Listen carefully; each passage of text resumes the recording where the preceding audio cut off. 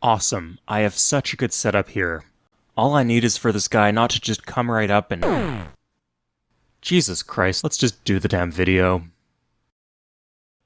How do you play multiplayer Civ 3?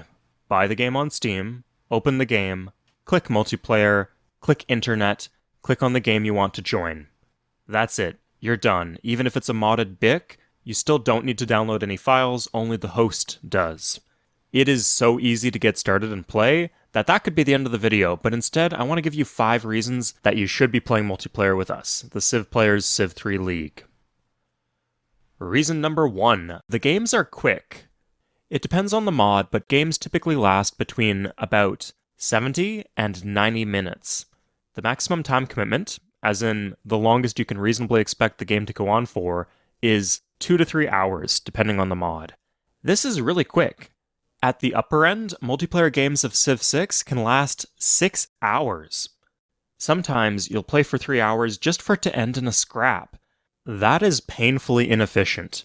If you were playing Civ 3, you could have scrapped 3 or 4 games in the same amount of time. Free-for-all games of Civ 5 can also last pretty long too. If you want a multiplayer 4X game that won't take all day, Civ 3 is for you. It's also easy to get set up. With Civ 6, everyone in the game needs to install the same mods, so you have to share your screen and betray your own privacy because otherwise, they know you're going to waste their time. With Civ 3, there's none of that. Install the game, you're good to go. Reason number 2 is that you want something more out of Civ 3. Let me know if this is you. You love this game, you're watching one of my single-player videos, and I say, don't build this is crap. And you're thinking, well, this guy's annoying and reuses a lot of the same jokes, but he knows his shit. I'm sure that that's how you win on high difficulty levels. But I like that unit. Why does it have to be that way? It doesn't have to be that way. Multiplayer play patterns shake up the single-player meta. Imagine the topsy-turvy bizarro world where the Zulu are a top-tier civ, and where naval combat is super important. And that's before you even get into mods. Nowadays, most of what I play is the modern mod. Pretty much anything that exists in modern is good. I personally designed this mod, and that was one of the goals that I had. So, I say that temples are bad in single-player Civ 3. In modern, temples are good. Helicopters are good. Paratroopers are good. Democracy is good. Cruise missiles are good. Radar artillery will make your enemy lose their goddamn mind because it is so punishing. Multiplayer Civ 3 will make you appreciate intricacies of the game that just do not get a chance to fully shine in single player. Things like drafting, mobilization, and all kinds of defensive tactics. And the benefit to using all these things is our next reason. Reason number 3 is getting better at the game. Let me ask you, if I nuke an enemy city, and some random civ with SDI has a unit next to the city, what happens? Will it intercept the nuke? What if both civs have SDI? For multiplayer, I know the answer to those questions. These ones are not that useful, but you know what is? Learning all the rules for pop rushing and gold rushing. Multiplayer will help you make decisions faster and give you good habits. When I take a unit out of a city, instantly, oh, military police, I should check if I'm going to disorder. There's no rerolls or reloads in multiplayer, so you're forced to play with all kinds of starts and positions, and you have to prepare for bad RNG. You're ready for multiplayer if you can win on Regent or Monarch. Every player who is at those levels, who has achieved mid-tier elo skills in multiplayer, can now win on Deity.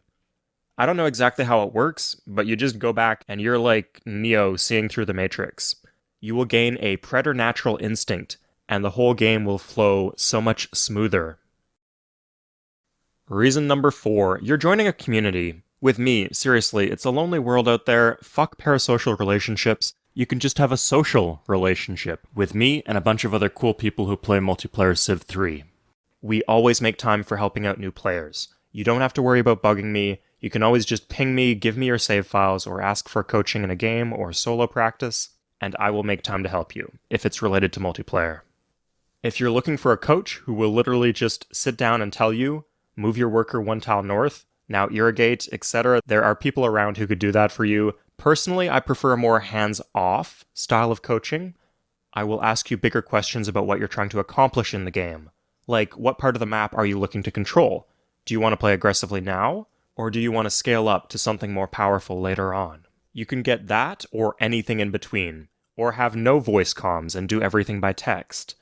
I actually have published a lot of text guides, but the point is, you're not figuring it out alone. People will be there for you every step of the way. On screen right now is a list of players who I have confirmed want new players to ask them questions. Ping me, ping any of them individually, we got you. Reason number 5, this game is old. Yeah, I'm sorry, that's the best I've got. Hear me out.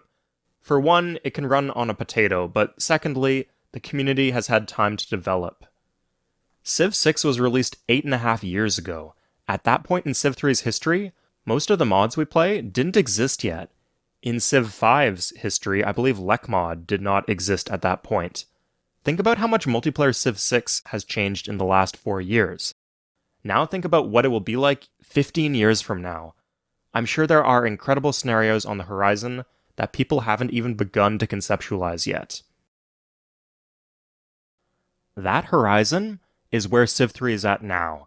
The community has really developed. We've had time to play a bunch of things, get bored of a bunch of things, and figure out the things that we do not get bored of, like dodging cruise missiles. Or the medieval Japan scenario.